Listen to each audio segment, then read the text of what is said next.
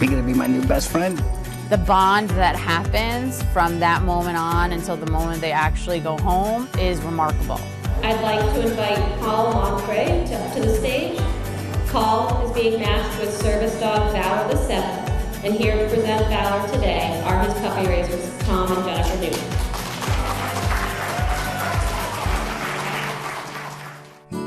Probably didn't get a lot of sleep last night, but just remember, the dogs weren't up all night wondering who they're gonna get, right? It's just, another day of training for them. Paul has been matched with Valor the 7th. Hey, buddy. And just like that, You're gonna be my new best friend. these two become inseparable. That's a good boy. Yeah.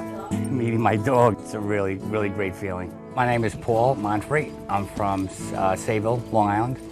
Paul is just one of many in this room meeting their service dog for the first time. The introduction happens here at Canine Companions for Independence in Medford, New York.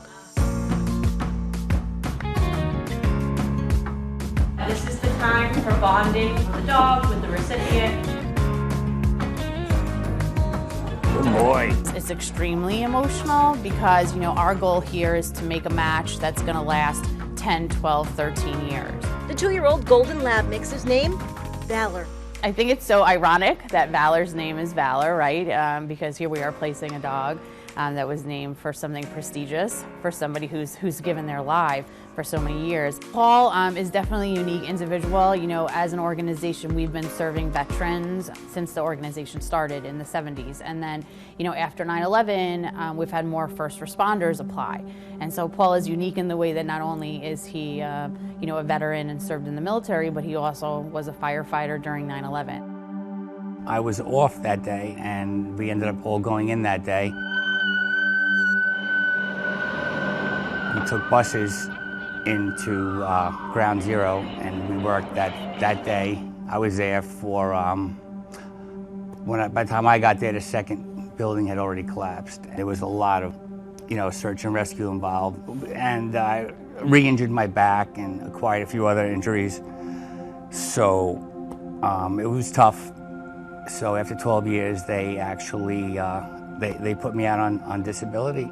It's been a little rough going since then. Over the course of the last few years, my back has been getting very stiff, and if something falls, I have to pick it up.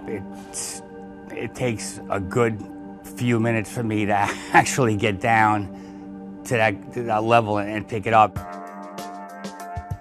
Valor will really make his life a little bit easier on the days that he has more pain than others. I'm really looking forward to the benefits and just working with him, being able to give a command to get, whatever fell, which is going to be extremely beneficial. Let's go. Training begins immediately after they meet. Sit. Good boy. Now let's go. Service dogs are extremely helpful in many different ways. Primarily, our dogs are trained to do a variety of commands, up to about 40 different commands. Nashville, let's go. Good boy. Yeah, lady. Valor, let's go. Valor looks a little far ahead, right? Don't. Good. Valor, wait. Good. When you stepped away. Good boy. Yeah. Good boy. Very nice. Okay, David, you're gonna start us off. Let's go. People get dogs for the physical help.